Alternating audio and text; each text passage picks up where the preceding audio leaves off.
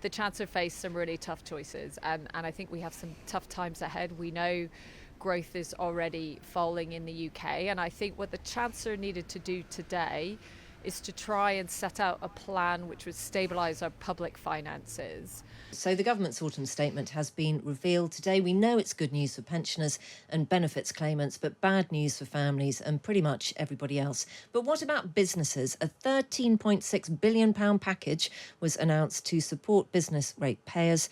Let's talk to Chief Economist at the Confederation of British Industry, Ray Newton-Smith, to find out a bit more about what it all means. Very good afternoon from us. Good afternoon. If you were about to buy an electric car using money from share dividends or selling cash assets, this is a very tricky day for you, unless you're also thinking of setting up a sexy Silicon Valley style company that needs a high level of research and development somewhere on the route of HS2. Is that about your lot with this autumn statement? I don't know if I'd quite use that juxtaposition. I guess from the businesses that I've been speaking to, I think what we know is, look, I think where you started from, right? The chancellor faced some really tough choices, and I think we have some tough times ahead. We know growth is already falling in the UK, and I think what the chancellor needed to do today is to try and set out a plan which would stabilise our public finances and also find a way of protecting the vulnerable through what we know is going to be a tough time. We've got really high inflation, and the aim is to bring that inflation down as quickly as possible while helping businesses and households through this tough time. And I think he did have some, as you said, really important that he said he would increase benefits by 10% in line with that high inflation. And he also put out some measures to help poorer households with energy costs beyond April, and I think that was really important. What are the bits that are missing from your members' perspective? What did they not hear that they really wanted to hear? Well, I think there's a few things. I think, look, it was really important that he did take some action on business rates. That is a tax that a lot of businesses pay before they make a profit. So, and it particularly hits our high streets, our pubs, and our manufacturers, and they are some of the businesses that are really going to be finding things tough in the spring. So I think it's good that he took some action there. But I think the other thing, as much as households are struggling with high energy costs, many businesses are also struggling. And there is some measures in place to support businesses with energy costs over the next 6 months, but that comes to an end in April. And a lot of the businesses I speak to are saying they need to know now what support will be available to help with energy costs beyond April. And the Chancellor said he will do something, but he hasn't said what. And I think that's made a lot of businesses anxious. And I think the other thing that businesses are really, want to see more on is that overall plan for growth. We want this recession to be as short and shallow as possible.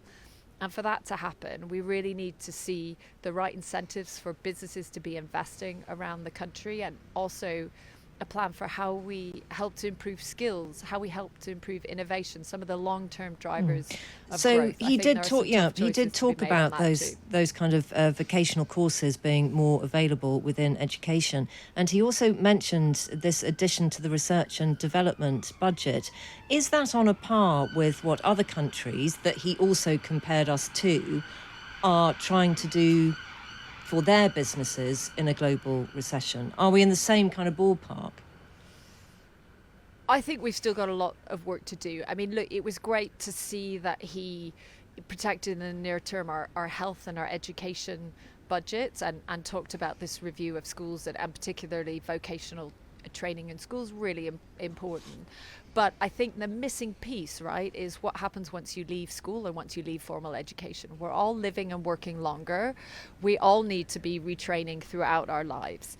And at the moment, the sort of flagship policy on that is the apprenticeship levy, but it's not fit for purpose. It needs to be modernised. And that's where we hope that review is much more comprehensive and really works with businesses to make sure we've got the skills, to decarbonise our economy, to make that move, that green transition.